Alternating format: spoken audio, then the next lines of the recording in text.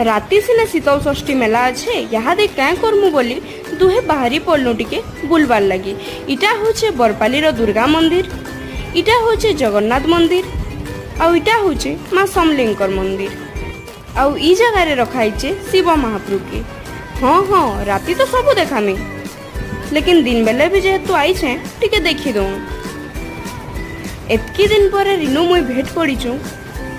बहुत दिन कथा आमर रही जाइथिला। इटा होचे गला बाटे गुटे बनते पड़ला जार ना होचे आदर्श पोखरी। पूरा गाँ गाँ भलिया फील होउतिला। आपन निजे भी भाबुतबे इटा गाँटे भलिया देखबे गुटे जिनिस। देखुन तो गला बेले आमे टिके मजा मजी भी करी करी गलु। एते दिन परे जेहेतु भेट पड़ीचु दुही जण, मजा तो टिके करमु एका। तो पहुँची गलु आमे हमर जगह के। तो नेक्स्ट वीडियो के जुगी थाउन केन के आमे गलु जे।